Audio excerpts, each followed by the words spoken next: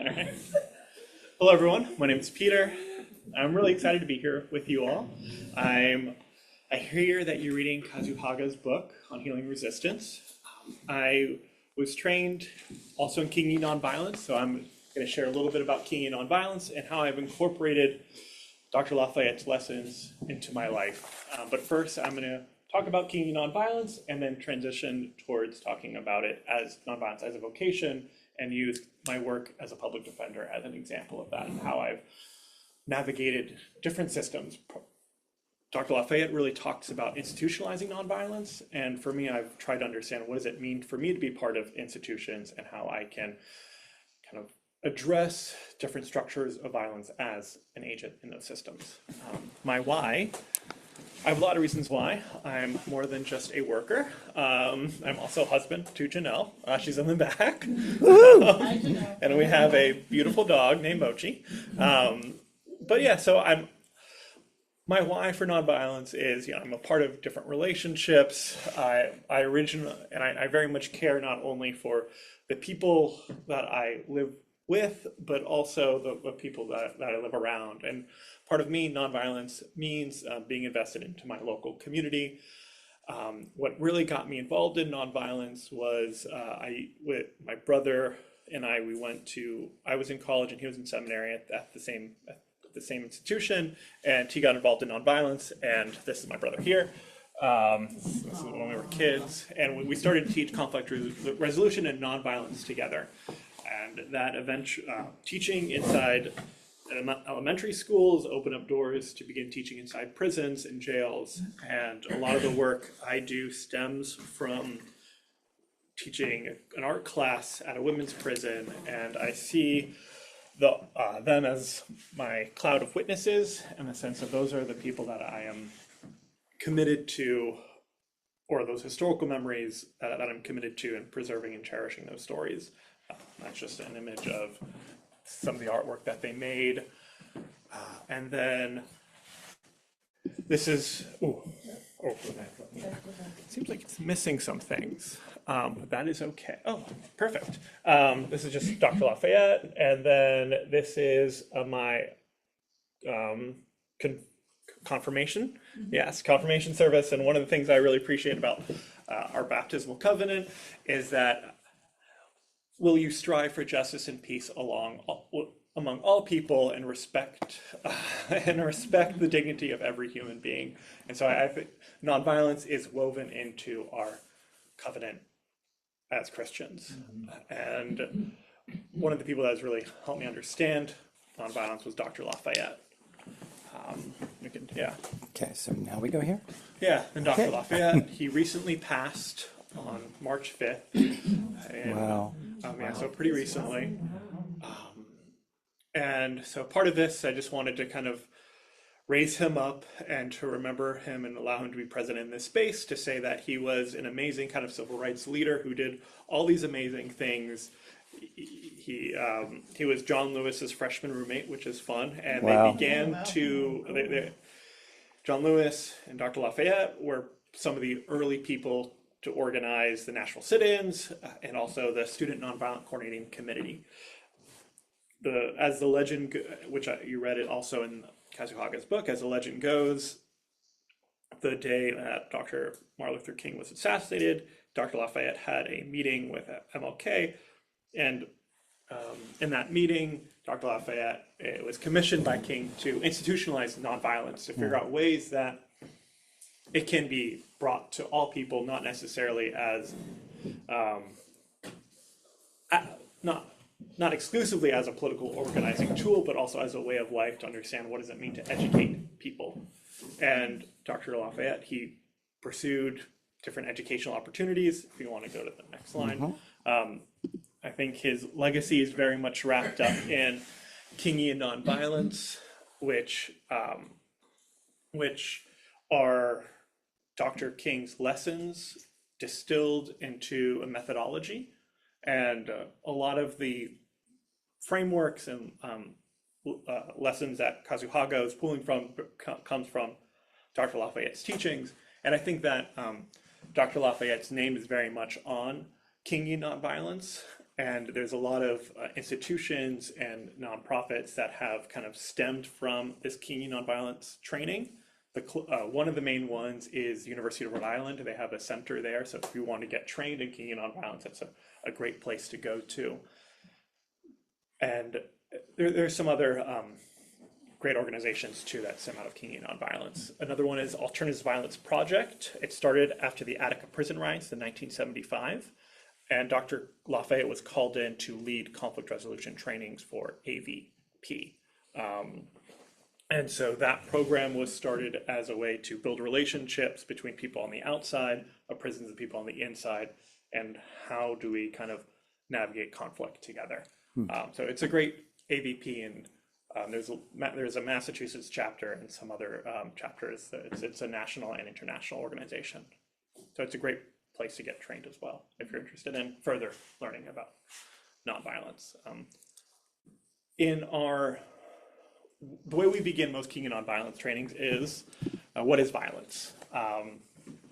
So I think violence is something that's very easily understood and felt in a lot of different ways. There's direct, overt levels of violence that easily identifiable, not all the times, but that is often felt at the more visceral level. And then, but under that, there's often what people call cultural violence or structural violence.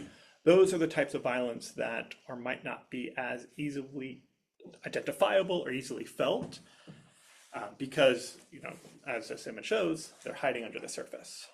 And how these two things are understood, cultural violence is basically the ideologies or belief systems that just justify certain structures and behaviors. And structural violence are the systems or structures or systemic organizations that keep people from accessing the resources to meet basic needs and from achieving quality of life. And so those are just institutional barriers that prevent kind of all people from thriving. And so, in a lot of times, cultural violence and structural violence, it's the air that we breathe in many ways, and it could be so ubiquitous that we might not necessarily be aware of the violence that we are ourselves participating in or perpetuating. So a lot of, I think, nonviolence is slowing down and being mindful of what is happening around us and learning to listen to ourselves, but also the people that we encounter along the way. So that is what is violence, and there's a lot of different definitions of violence, and it could be understood in different institutions and contexts. And this is just another helpful framework to understand what violence is, such as there's causes, core problems, and effects. A lot of times we just address the effects, but we don't get at the root causes. And Richard Rohr has he says that pain that is not transformed is transmitted. And one of the things I like to say is violence that is not transformed is transmitted. If we don't get at the root causes, new seeds and new sprouts of violence will emerge. So we really have to get at the underlying causes. And that's where I think nonviolence comes in, because it understands that it begins to unearth the underlying the things that are below the surface. That's right. And so we could stop too if you have any questions or any thoughts. It's okay. So what is nonviolence? And one of the things that Dr. Lafayette and Kazu talks about is that nonviolence, there's no hyphen there. It is one that it's not the negation of violence, but it's the presence of something else. It's the presence of justice and peace. It is working towards a beloved community. And typically people think of nonviolence as not embracing tensions, but it's learning to live in the tension and seeking out another way that is not necessarily stepping back and retreating or acting violently, but going towards going towards the solution in a way that invites the aggressor into community. And a lot of King's philosophy of nonviolence can be found in the letter from Birmingham jail, and that letter was written to white clergy who were telling King who disagreed with King's methodology, and were saying, you are disturbing the peace. You're not. You give it time. Change will occur, but King beautifully says that what you're asking for is negative peace, not addressing the problems at hand. We need to address these now. We need nonviolent direct action. And so I invite you to sit with King's letter, and also when you have time to read it. It's a great letter, a great description of what nonviolence is. I'll print it and put it in the narthex so that we have a copy. Thank you. Yeah, I've got it at home. Yeah, let's see.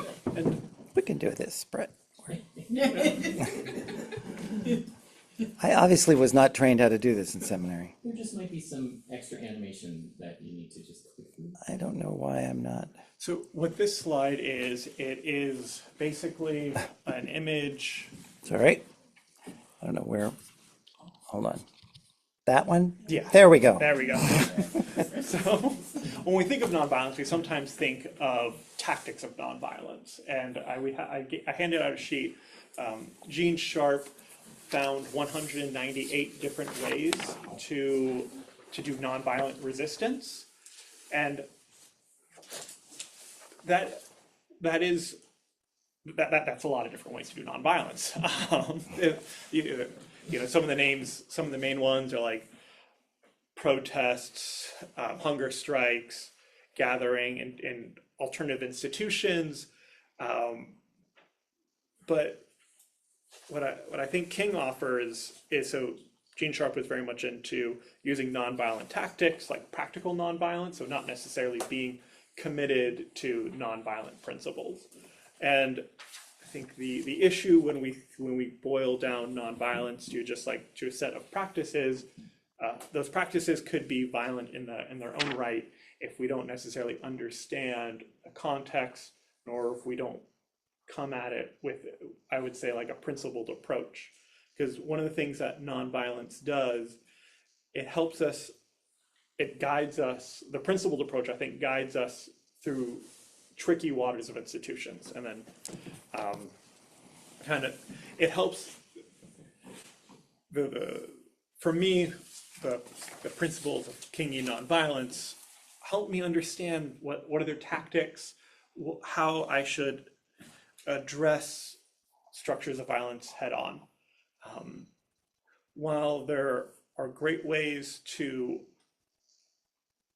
compel an opponent to think differently about what they're doing, I think nonviolence, the principles of nonviolence, helps me move through the different kind of tactics in a way that is more humanizing to myself and more humanizing to the person who I would be adversarial towards, or who I want to invite into community.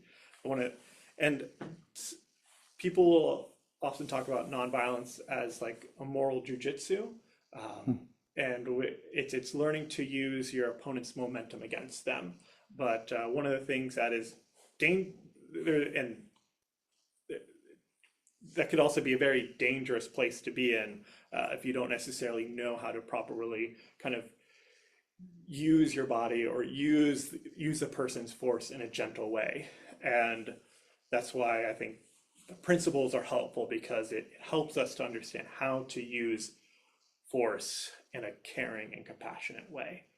And so these are the 6 principles that Dr. Lafayette distilled from King's Pilgrimage to Nonviolence, which I could also send that as a PDF file.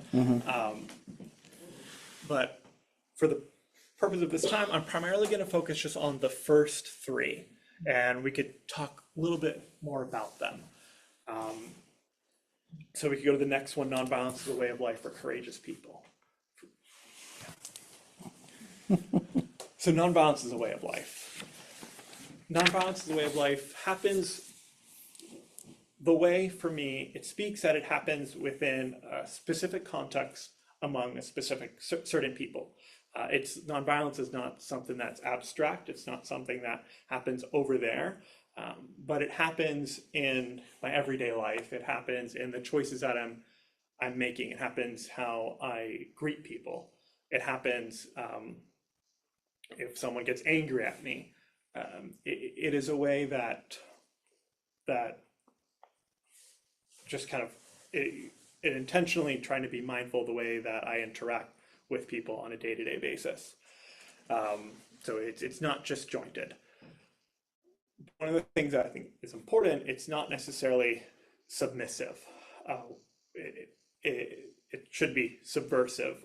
I'm sure you know, some of you may be aware about when Jesus tells his disciples to like turn the cheek or give your tunic or go the extra mile.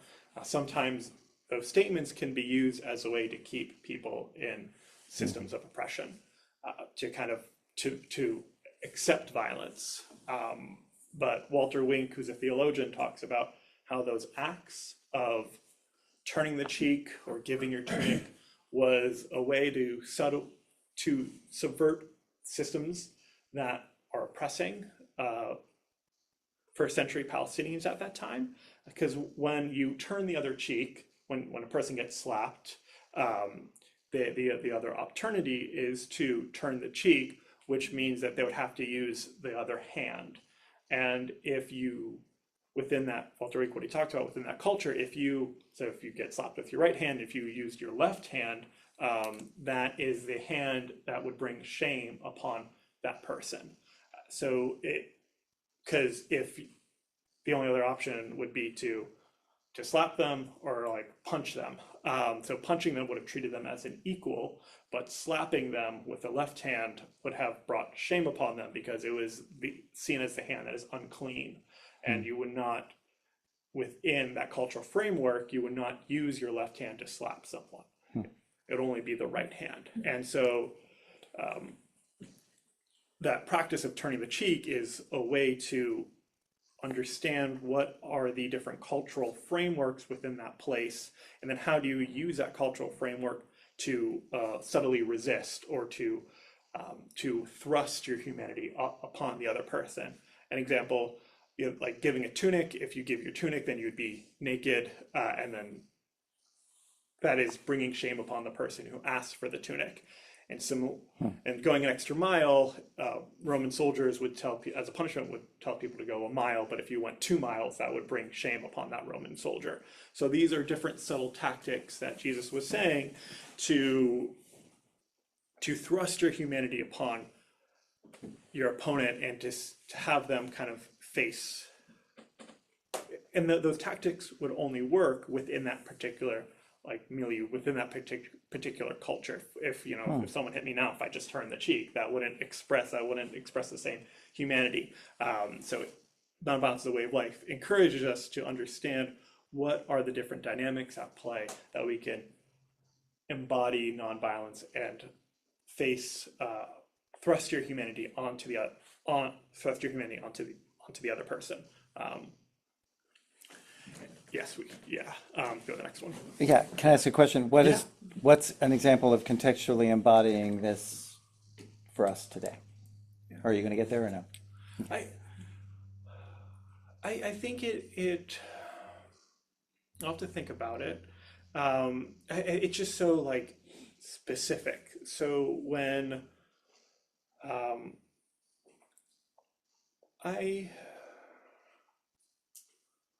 whatever allows that other person to kind of see you, So for example, the other day I was getting out of a parking lot. I was backing up, and someone just started yelling at me because I don't know. I might have gotten close to their car, but instead of yelling, instead of yelling back at them, I said, "Oh, I'm sorry." Yeah. And so I think that person was looking for me maybe to be aggressive towards them. I don't know what they were looking for, but at that point, she immediately de-escalated, and I was like, "Oh, that."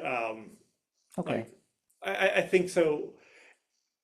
I think that's one way of rather than escalating the situation, but asserting kind of a new narrative. Yeah. Great. Thank you. Yeah. Yeah, that's good. Thanks.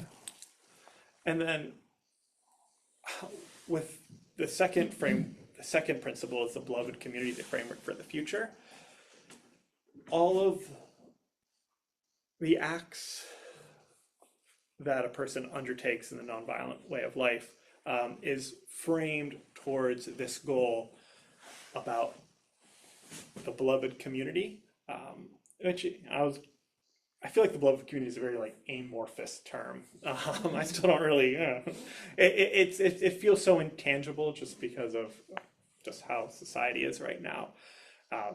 But what I'm trying to understand right now in my own life is learning to be present in the moment and see where points of connection can emerge, and that being kind of the building block for the beloved community, because it's understanding that we are all like connected. King talks about there's like a web of mutuality that it's unscapable. What affects me affects all people directly or indirectly, and it's learning to see how those invisible ties bind us together, and cultivating and making more of those ties more explicit, because we very much live in a divided world right now, and so it's being intentional, figuring out how we can make us feel more united. And it's easy to feel united with people who we like, but what this is a call towards is learning to feel connected to people who might be difficult, who we might not necessarily want to be, who might be difficult to love, and that's the framework for the future, is how do we learn to be in community with people who it's challenging to be in community with. I don't have an answer what that could be like totally, because I'm still working that right out now. But it's a goal, it's an aspiration, and as I learn to be more compassionate, I'm hoping that there can be ways to figure that out more clearly. And one of the things I like about, we can go to the next one, yeah. In A Pilgrimage to Nonviolence, when King's kind of laying out certain principles, he quotes Luke 4:18, which is Jesus' like mission statement, when very early in the gospel, when Jesus goes into the temple and kind of reads the Gospel of Isaiah. And Christians ought always, this is King's words, Christians ought always to be challenged by any protest against unfair treatment of the poor, for Christianity is itself such a protest nowhere expressed more eloquently than Jesus' words, to preach the gospel to the poor, heal the brokenhearted, and set the captives free. And I think that this is a good summary for me of what a beloved community looks like, is being close, creating a world that those who are on the margins could feel more at home, and to be more included into broader kind of structures of society. And in order to do that, I think we have to kind of protest, as King is saying, that Christianity is itself a protest, because this is the mission that we're living out. But as we protest, we have to know not to attack. We go to the next one. We attack forces of evil, not persons doing evil. And to a certain extent, this is self-explanatory, and that's why understanding what violence is and the conditions of violence and identifying what the problems are is very helpful, because violence happens and is kind of nestled in broader social contexts. So understanding what are those broader issues, we could better understand how to befriend someone because we could see and understand their pain at a different level than just kind of seeing their behavior.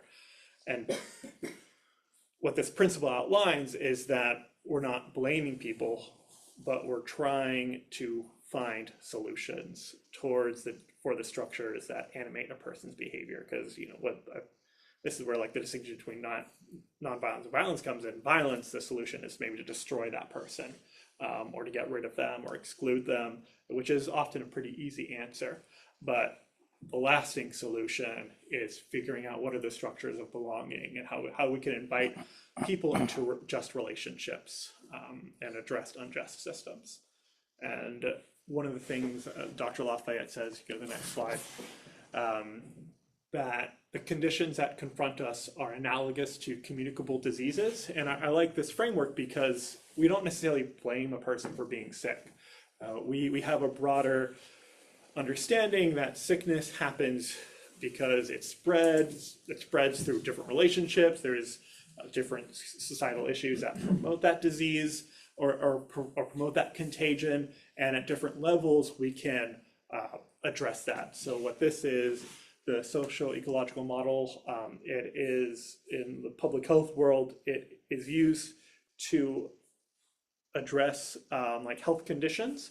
And the reason why I wanted to show this is because nonviolence, I feel like, could be expressed in different ways and used in the tactics. Nonviolence can pull tactics from other kind of disciplines. And so this tool, this image, is a great way to map out conflict or map out a different initiative. So if you want to go to the next one. And yeah, so changing systems from the inside out. And Kazuhaga says that to change the system, we must understand individual people's stories, and that kind of begins with relationship building. Nonviolence is always about building relationships and understanding how those people's stories are, how institutions and structures kind of pull people in different ways. And specifically around kind of structures of oppression.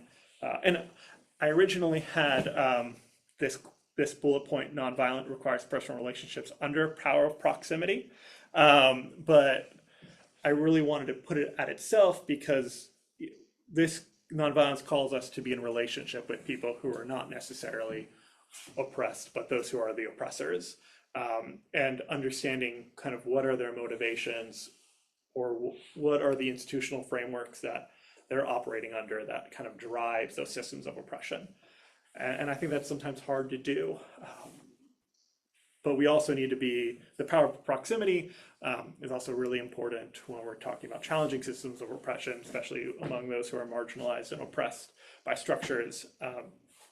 I really like Gustavo Gutierrez is one of the founding theorists about liberation theology, and he has this quote that I think really sticks out to me is, you say you care about the poor, but can you tell me their names? I think a lot of people very much care about structural issues, but don't necessarily are in relationship with people who are impacted by those structures. And so it's important to be in relationship with people who are on the oppressor side, but also on the oppressed, and learning to figure out how to kind of mediate relationships. And I think that's the challenge of nonviolence. Yeah. So always trying to be in conversation with people. Go to the next one.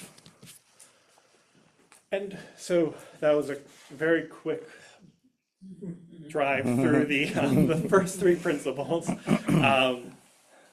But it's learning to be, I think, maladjusted to injustice. King says this in his I blanked on the article, but he's talking about the three evils, such as militarism, racism, and capitalism. And it's learning to feel that discomfort, knowing that when injustice is happening, you could sense it to a certain extent, or your willingness to not go with the flow.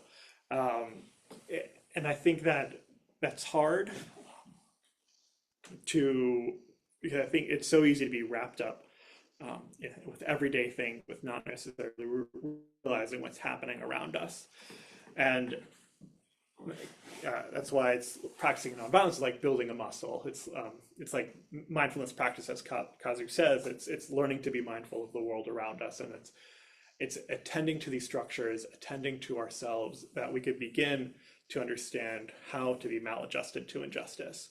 And so some of the questions I ask myself is, how do I live a life that cares for the poor and brokenhearted? And how do I live a life that works towards systems where all can flourish and resist systems of oppression? So it's learning to just be sensitive to the world, and sensitive to the structures that perpetuate harm. So don't bend. And we could go. So this is where we'll be shifting to talking about nonviolence as a vocation. This is where, and how are we doing on time?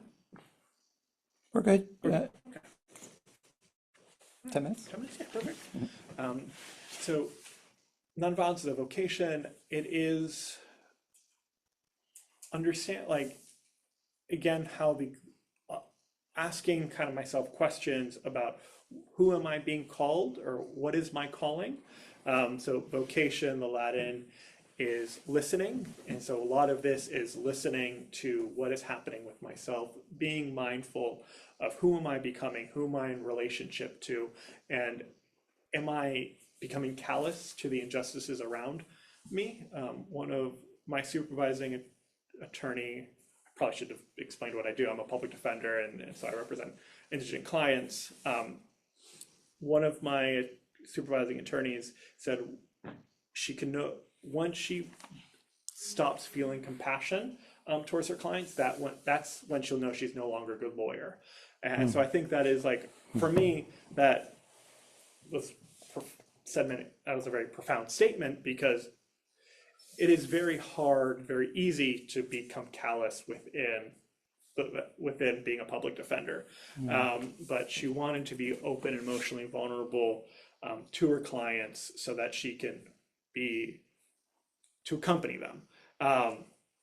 And so I think, given the state of our world right now, sometimes it's really hard to have that compassion, to feel what is going around in the world.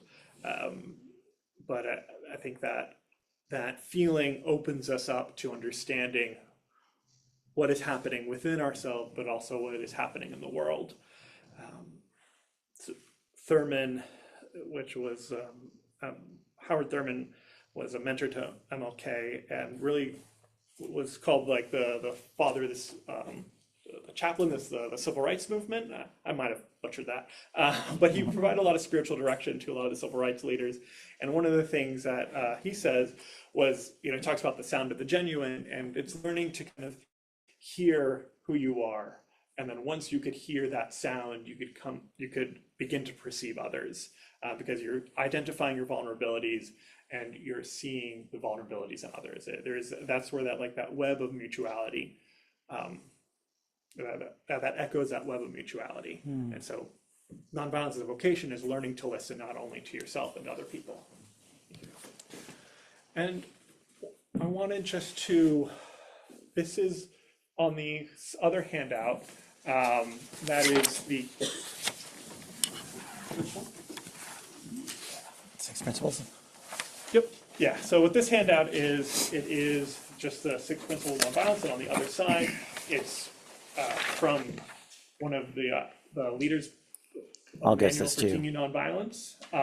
But it's just like the manual talks about the principles, but then it goes into like framing issues and understanding how we could begin to analyze a problem and break it down to what's the problem, what's the impact, and how could you begin to sow the seeds of the beloved community.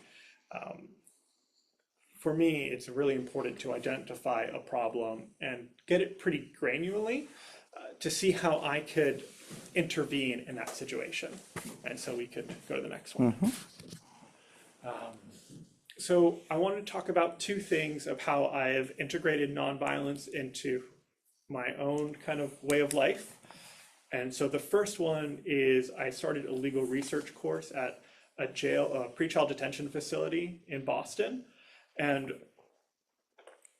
this was an act of nonviolence for me. It echoes Septima Clark, who was a educator during the civil rights movement. She started something called Freedom Schools, which taught people how to read and write, taught them about their voting rights, and was a way for people to kind of build the capacity to begin having kind of agency and a voice within kind of their own like political system. And so I was inspired by that tradition of nonviolence as education, which is very much informed by Dr. Lafayette's teachings. And I saw the problem was that law students, often don't know the impact of the legal system, and people who are charged with crimes, defendants, lack access to legal resources. So those were kind of two issues that I identified. And then the impact of that harm was that when not having like legal resources, or not having to, so like when you're incarcerated, you get like a little tablet, and then there's like a little search engine, and you can like read your cases. If you don't necessarily know how to navigate that search engine, you don't really know how to access your rights. You just have your lawyer telling you what your rights are. And so it prevents kind of agency, it prevents kind of control, prevents understanding. And so then legal actors, law students don't necessarily know the impacts of the harms of incarceration because they're so separated. And so what the initiative was then to create kind of space, or how I sowed seeds of nonviolence in that moment was to create a space for law students and incarcerated people to kind of learn the law together. And it was a moment to kind of create that proximity so, law students can understand and learn from those who are incarcerated about what their harms are, but also the law, because those who are most impacted by the systems are those most who understand the system the most. And it's wild to me that a lot of judges, prosecutors, defense attorneys have never stepped inside a jail or prison before. And it's, a lot of judges and prosecutors make decisions on someone's life for not knowing the harm. And so there is that particular violence, and this was the particular kind of solution or nonviolent direct action that I wanted to incorporate in my life. Then the next one, public defense as accompaniment. So, there's a lot of harms that happen within the criminal legal system, and one of the harms is public defenders and attorneys don't necessarily care about their clients, which is tragic. They don't necessarily care about the outcomes. Yeah. I work for a law firm. Okay, yeah. Yeah, I shouldn't say that about others. Yeah. Some of them do. Yeah, no, some of them do. But the problem, there's a structural issue in the sense of they're overloaded, they're overworked, and they just don't have the time of day to care.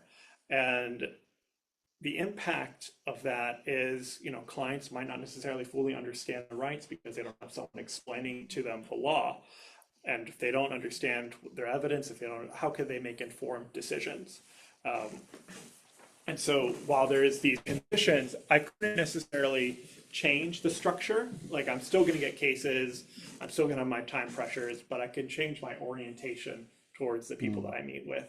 I can make time and space for them, that they feel heard, that I'm not rushing, I'm not talking over them, and that takes a commitment, that takes a new way of approaching people. But for me, that is still a nonviolent act, because I'm being mindful of the problem, the structure, and then how I can begin to plant the seeds for the beloved community. Sometimes people just want their stories to be heard, whether that's in a courtroom or just for their attorney to hear them. I think a lot of healing can happen if a person has a listening ear.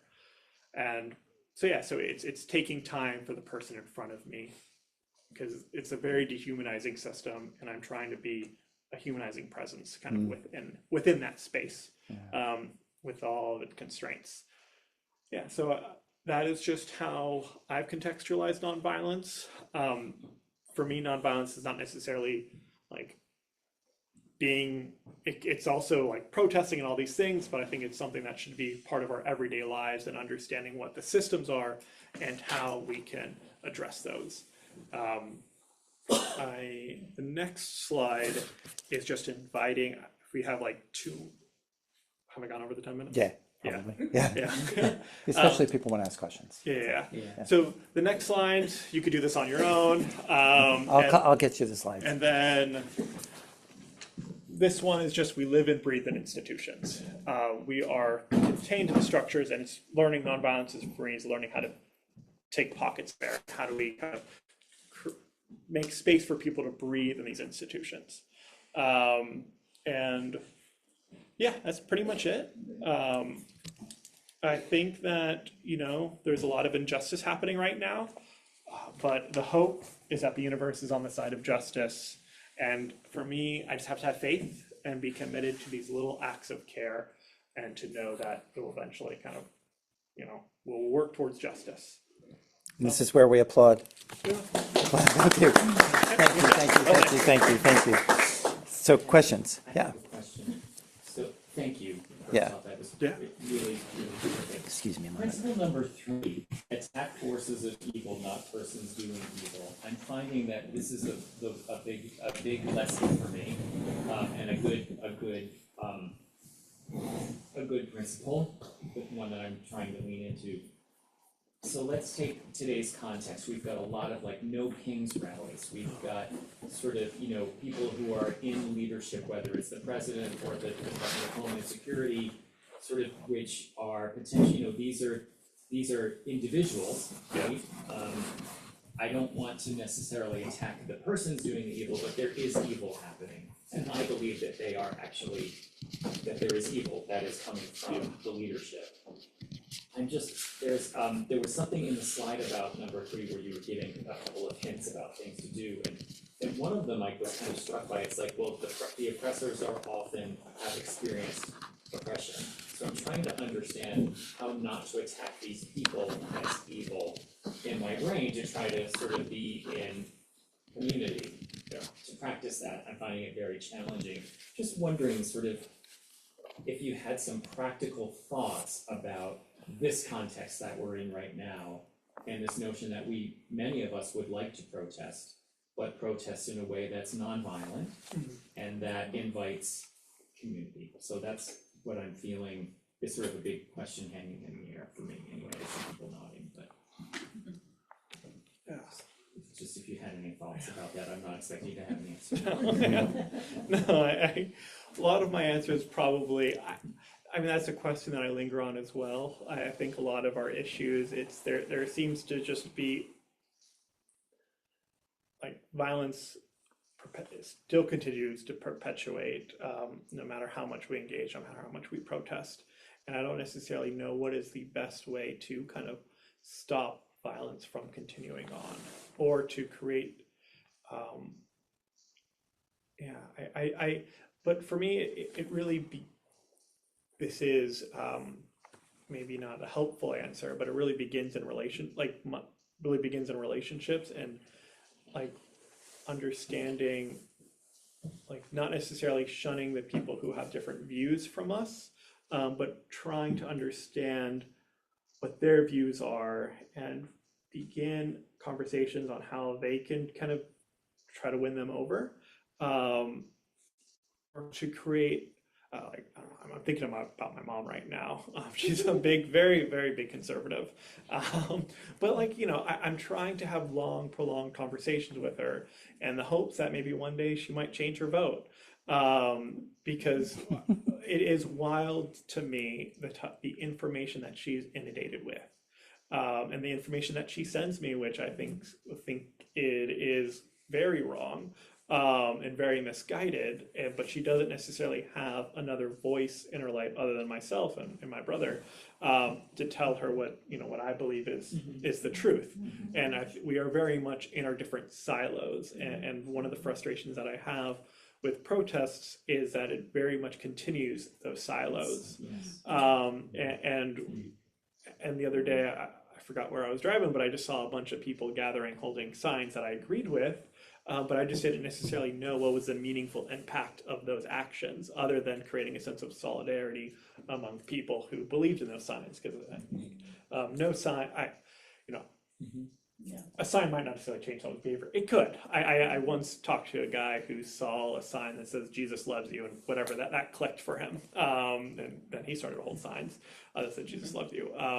But there's different ways I think we could engage. But I think one of the ways I think it's most helpful right now, given our political divide, is just beginning to have conversations with people on the other aisle. How difficult, it's difficult, but to have those conversation points. I don't know.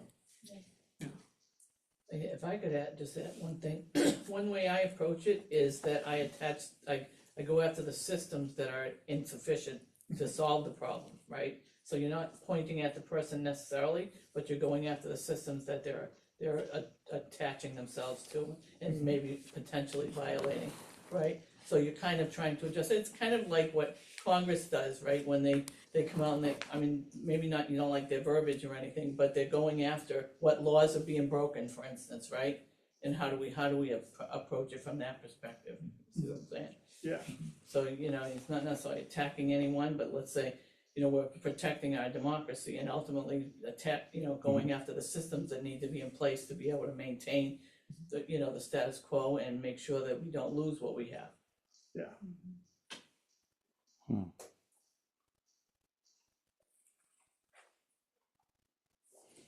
Do you feel that a lot of times the evangelical church works against us in many ways? Yeah. And how does that resonate with you? Works against us in what ways? Like presents an image of Jesus or image of our religion that is like counterintuitive to how we would express our religion. Yes. Yes. I think that I grew up in the evangelical church, and so I have a lot of friends who've experienced religious trauma, and myself was experienced religious trauma kind of growing up in that tradition. But Me too. So I think, there's religious trauma all the way around. But religion becomes very much, I think, evangelical world becomes privatized, or becomes a culture around purity, of dictating kind of what is good, what is bad, rather than talking about what is just in the world. Because it's wild how much, evangelicals care about purity, and these are questions that I don't think the scripture is very much ever talked about, but they're not necessarily focused on kind of acts of care and acts of justice and acts of, and resisting forms of oppression. It's wild to me that someone could read the Bible and not see that we have to challenge our economic system.